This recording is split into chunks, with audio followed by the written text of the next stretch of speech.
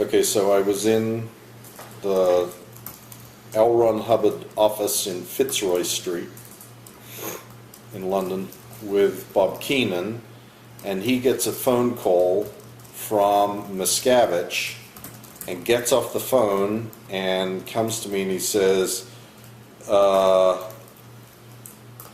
says that you must go back to St. Hill and do mest work. And by this time, I had gotten enough of these, you know, you're never coming back, you're never seeing your wife, you're never this, you're never that, you're dead meat, blah, blah, blah, that I went, okay, well, if I go back to St. Hill, that'll be it. I'll never get out. So before Keenan could think, I said, okay, I'll go catch the train. And I picked up my briefcase, which was the only thing I had, and I walked out the door. And I walked to the tube station, which is just near the LRH office in Fitzroy Street. And I got on the tube, and instead of going to Victoria Station, I went to, I think, Leicester Square, and I got off on Leicester Square and vanished. I actually walked around London for like 3 or 4 days, staying in a different hotel, or actually I didn't even stay in hotels, I stayed in like rooming houses, because I didn't really have any money. And I had 2 Blackberries, and the Blackberries had like, 20 messages an hour on them from Keenan, please, I need to talk to you, come back, please, we can sort this out, and I just ignored all. I turned them off. I would only turn them on like once a day. I would turn them on to read what was on there, I'd turn them off again, and then I'd move to somewhere else. And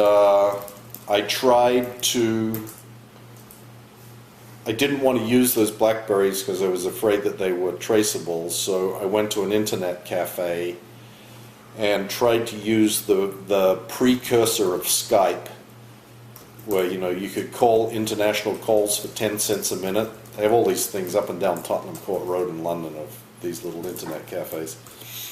And I tried calling Ronnie and Biddy Miscavige, because they had been my longest friends, the godparents of my kids, that I'd known them forever.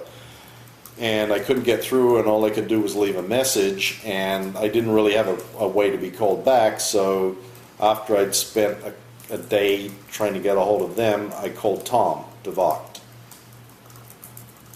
And I sort of explained to him briefly what had happened. I said, can I come to Orlando? He said, yeah, sure. So the next day I got on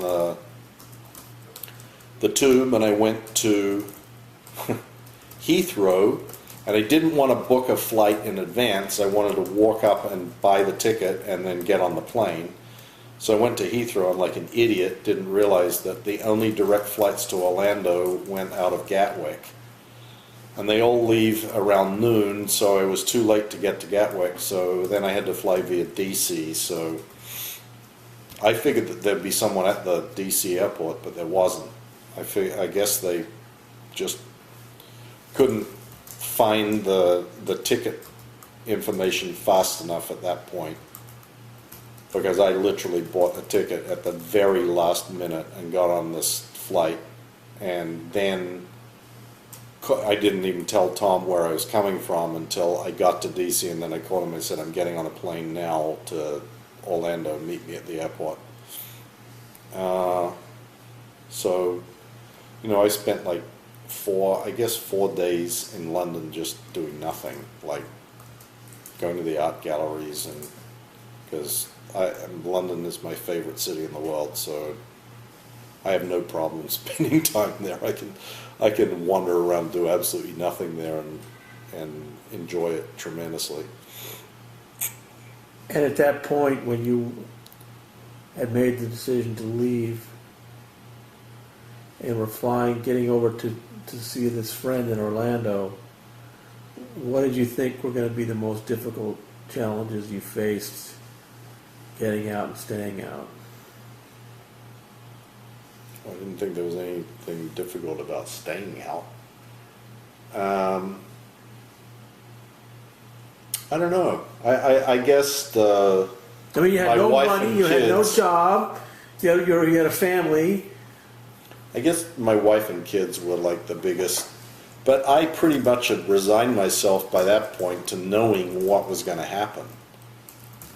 Like, I'd been thinking about this for some time. This wasn't a new, just suddenly on the spur of the moment. It might have seemed like it was on the spur of the moment to Bob Keenan, but I'd considered it for some time and figured that this was like, I mean, it was hopeless. There was nowhere to go. There wasn't anything to do. I mean, there was no future. Everything. I was bad and responsible for everything bad that had ever happened. And you know, my wife was being told about what a piece of shit I was, and my kids were being told what a piece of shit I was, and it was like a losing proposition to stay around. In fact, I didn't even try communicating with anybody until I went to actually go and stay with Ronnie and Biddy.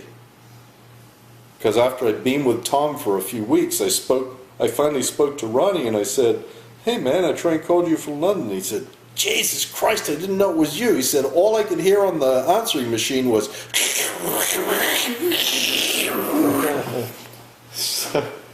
So then I went up and I stayed with them, and because Biddy had been so close to my wife, Kathy, she said, we got to get Kathy. You got to be able to speak to Kathy. We got to get Kathy. We got to get Kathy. So I sent an email and a letter and said, I want to talk to her and I want to see her. In fact, I'd like her to come out here where I can see her without anybody else participating in the conversation. And the result of that was a handwritten note from her that said basically, "Fuck you," not basically, literally those words, "Fuck you. I should have put your ethics in long ago, blah, blah, blah, blah. The divorce papers will be sent and I'll tell the kids." So that was the end of that, until I saw her down at this doctor's office down here when her and 6 other people showed up to